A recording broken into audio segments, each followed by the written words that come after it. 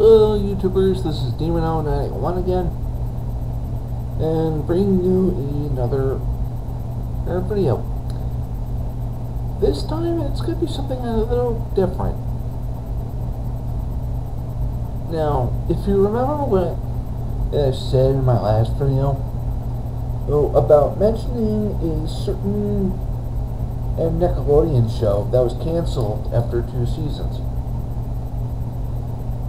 Well, if no one out there has answered that riddle, what more can I say? Hey, but to be fair, I'll tell you anyway. Mostly because I'm pretty sure not a lot of you who even remember this show or care to remember. Shame though. On September 22nd, 2006, a couple of guys from Canada came up with, let me start that over.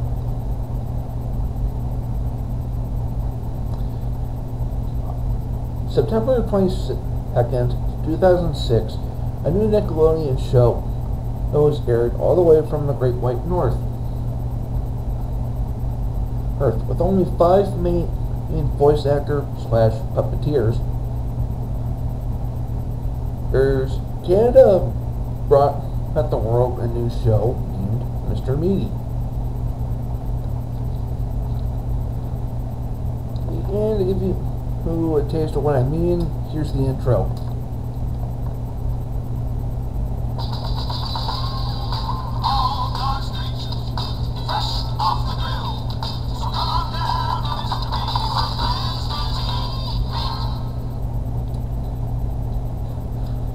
Now, for those of you out there who may not know about this underrated gem, and again, don't really care to know, allow me to basically explain. Mr. Meaty is a Nickelodeon puppet show. Yeah, that's right, a puppet show. But, hey, according to Huey Toonmore, puppets are considered animation. And this isn't that bad. Now, granted, some of the character or puppets look a little disturbing in a way.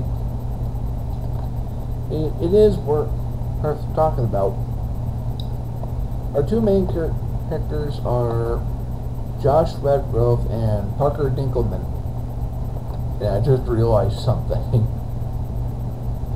The first names of both of these characters make Josh Parker. Yeah, Josh Parker, who many of us remember from Drake and Josh and the Amanda Show. But anyway, Parker and Josh are a couple of employees who work at a Mr. Meaty restaurant, which takes place mostly in a mall food court in Scottsboro.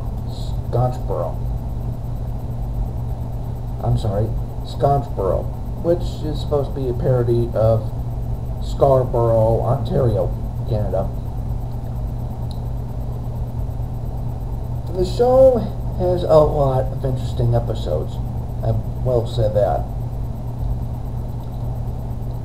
And hey, with only 2 seasons, how many episodes can there be, right? Quite a lot, actually. And not just episodes, but original shorts that were shown before the show even took place.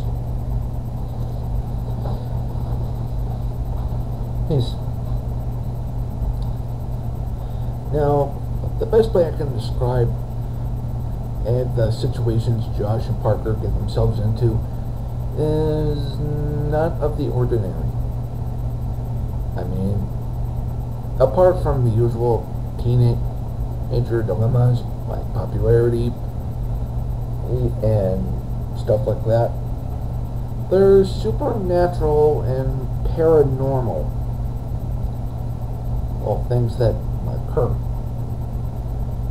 What I mean by that is there's some aspects of the show that I even have to roll my eyes at.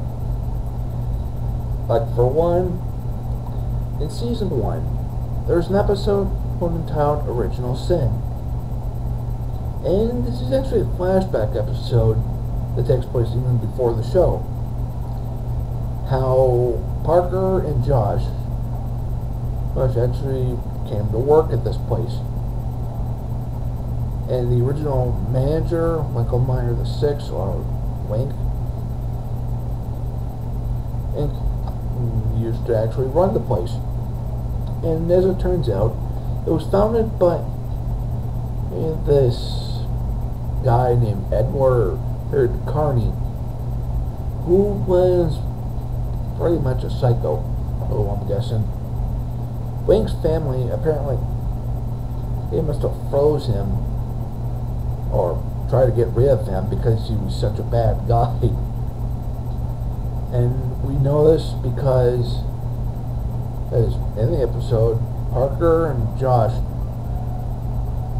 are sent to the freezer to clean it out, and Parker finds a cryogenic chamber. And guess who's inside? Carney. Now, as it turns out, Carney is alive and well. And after bringing him back via deep fry in resurrection, again, I don't know how that works.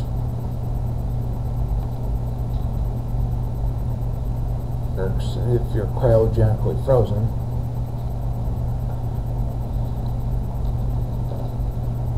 But basically finding out that and his his business is only the 9th largest fast food chain in the world.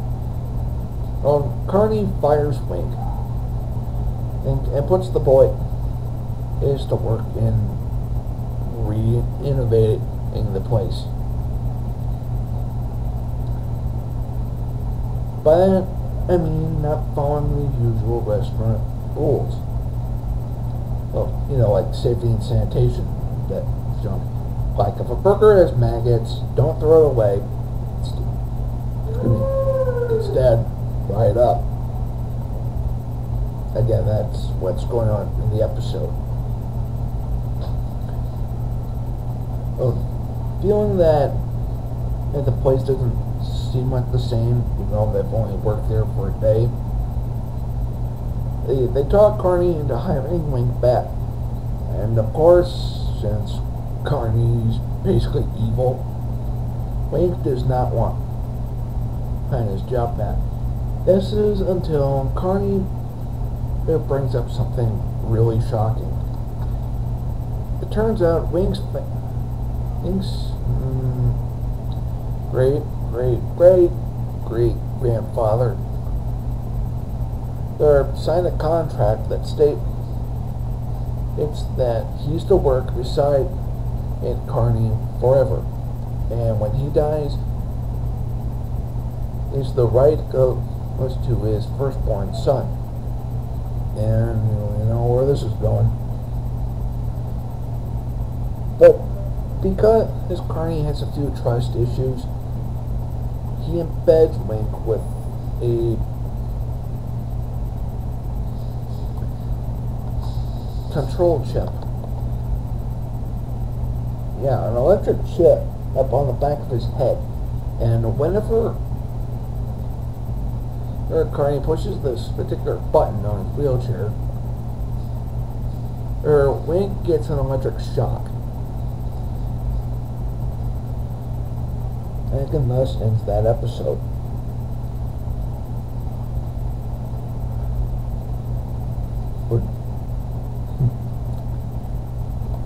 Now, is a synopsis of most of the characters.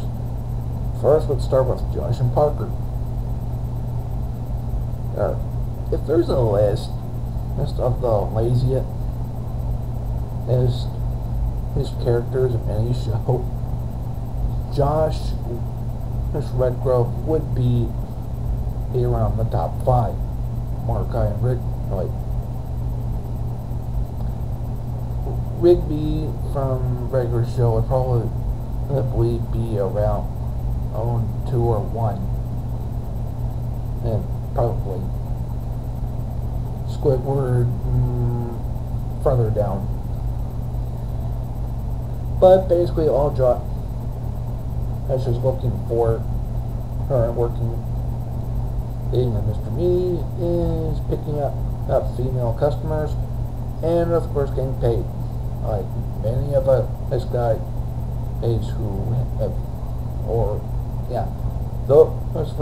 those guys who work in fast food,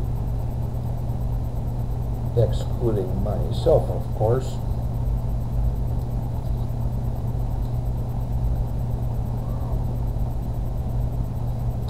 As for Parker, he's more the comedy relief of the two. Josh is kind of the straight man. Basically, this is like Nickelodeon's Abbott and Costello in a way.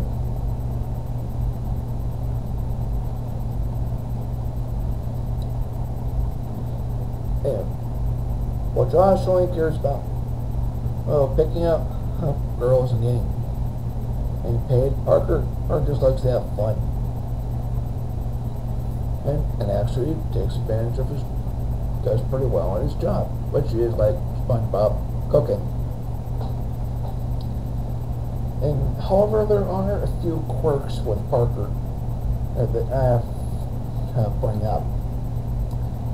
Like in the episode The Incredible Jerk, which is a parody of The Incredible Hulk, it turns out that whenever someone insults Parker, he follows it up.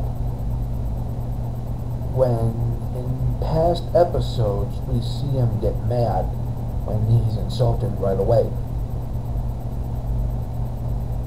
So how exactly does that work?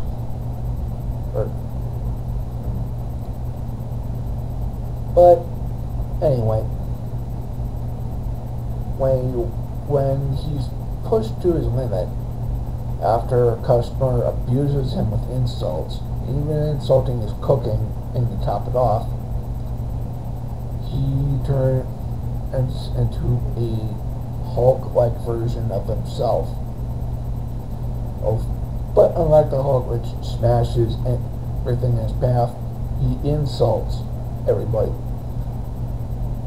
And he comes across, including Josh, and for good reason too.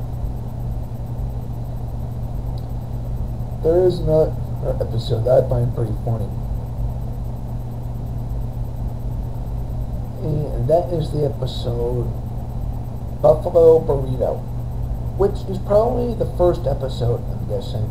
I don't know, I don't pay attention into episode chronology anymore. But basically, Parker in this one smells incredibly bad. It's getting to the point where Josh can't stand being around him.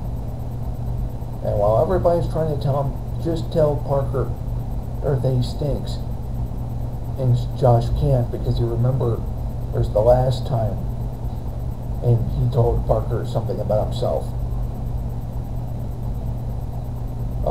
And it got him hung upside down from the roof of the mall.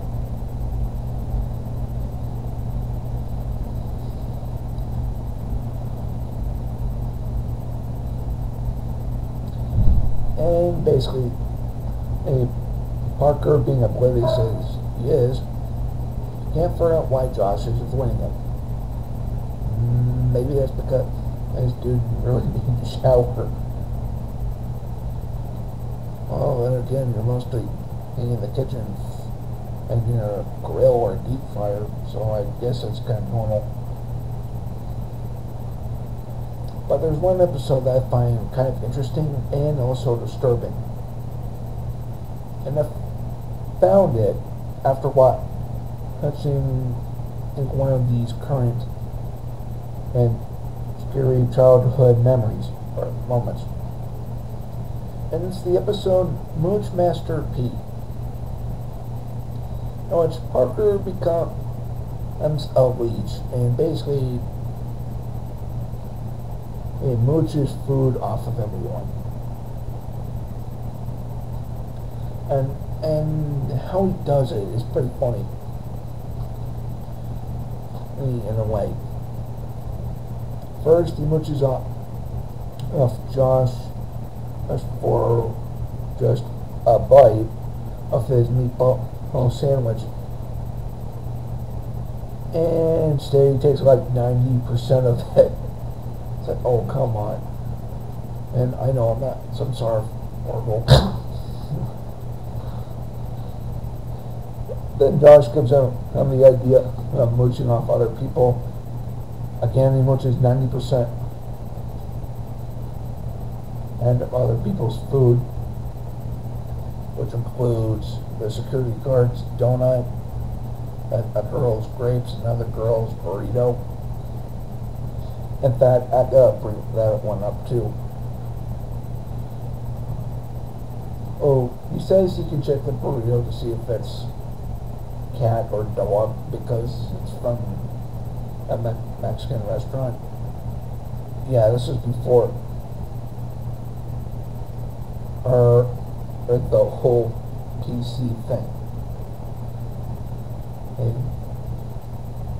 where did it all go? But anyway, she is trying to end the plot. They said no. Oh, he's just playing in his time until all the right moment and go with this.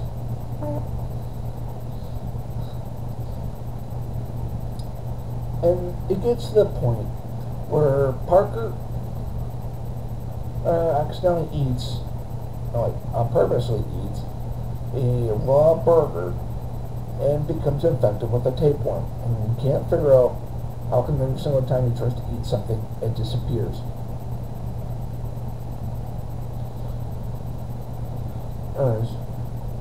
And you think he'd learn his lesson in the end? No.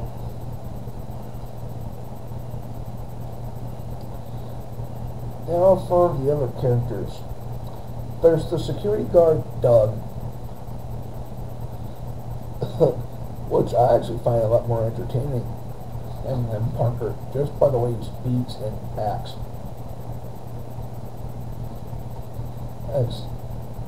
Although he may not look like it, he is pretty quick.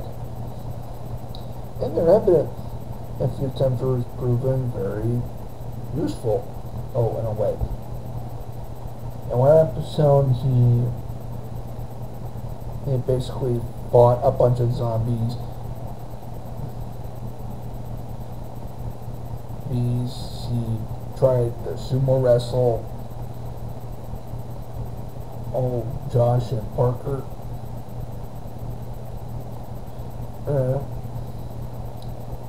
And he was also a vampire slayer. I don't know how that works. And speaking of vampires, there's the episode Nosferatu, which kind of is a parody of vampire movies, I guess.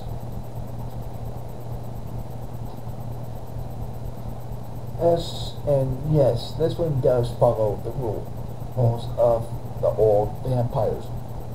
Like, one, if you're a vampire, you have no reflection, and because you have no soul.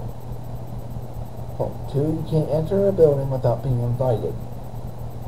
And then three, this is very important, when exposed to sunlight, you're supposed to burn, not sparkle like diamonds.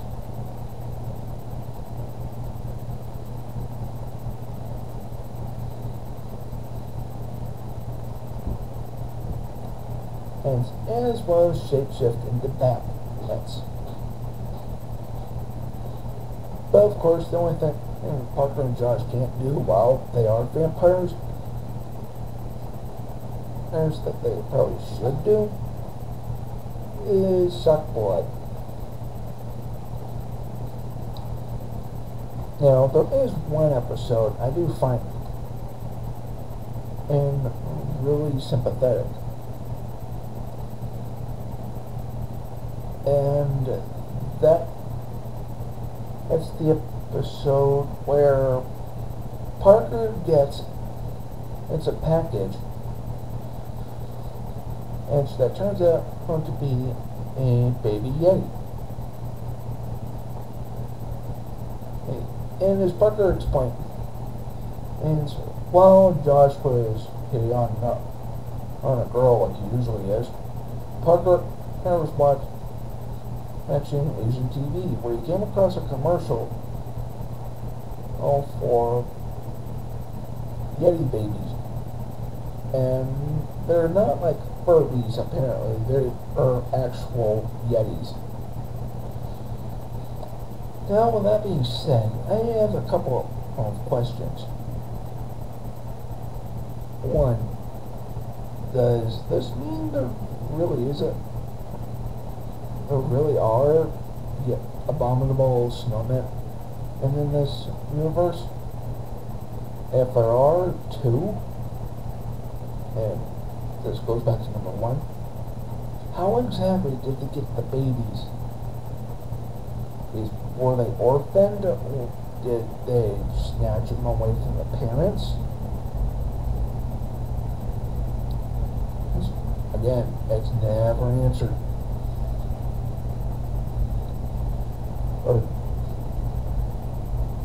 But when it looks like Parker's been ripped off because all that's in the box is a block of ice, as it turns out, put ice under low heat, and out hatches a baby Yeti, which he names accordingly Eddie. And you know what, baby Eddie is like the cutest thing I had seen in the show. So if there is such a thing as a Yeti, I would love to have a baby Yeti for a pet. Not to have it grow up or anything, but stay a baby. Because they're so adorable at that stage. But over time, as usual, as we all know, you leave something that cute with that much food in a certain amount of time, it will grow up. And the design, they went for a full-grown Yeti in this episode, got me into wondering, why does that look so familiar? But then I realized, wait a minute, that's the Wampa from Star Wars. First, because what's a Wampa? And this is for anyone who's seen Star Wars. What is a Wampa? It's a Yeti with horns. And that's basically what Eddie looks like. A giant ape with white and shaggy fur, blue eyes, his white curled horns, and really bad looking teeth.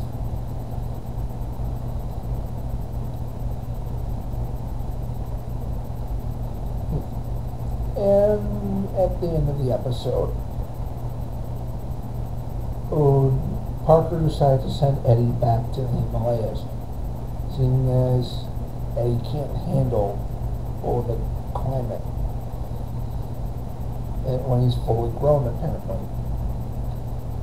Then again, as a baby, he was in the freezer, or overnight. I don't know.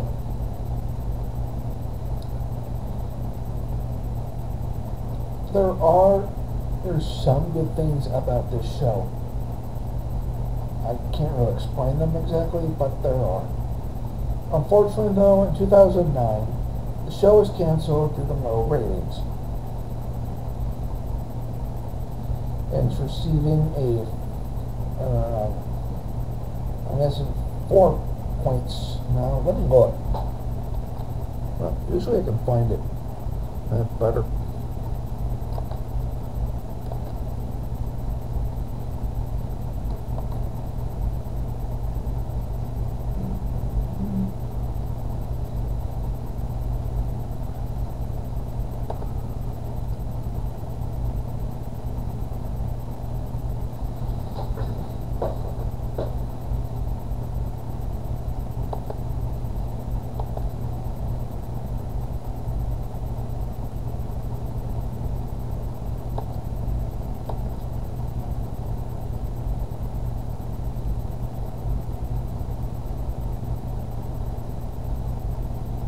Oh, that's odd. I can't sort of find it.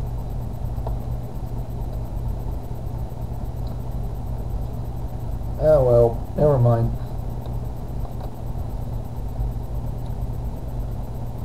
But anyway, Mr. Meaty was canceled after its second season. But hey, what, something like 45 episodes?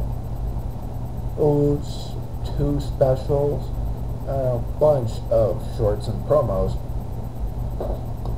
I'm surprised it didn't get any more ratings out of it. Oh well. Tune in next time as I go over something rather interesting. And stay tuned for October. Oh wait, I take that back. And be on the lookout in October because I will be going over something for Halloween in next month. And no, it's not going to be another creepypasta list. It's not going to be another monster list. Exactly. Let's just say it has to do something that is very interesting on YouTube that I found recently.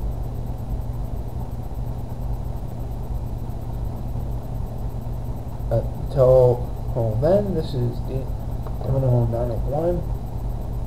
Okay, goodbye.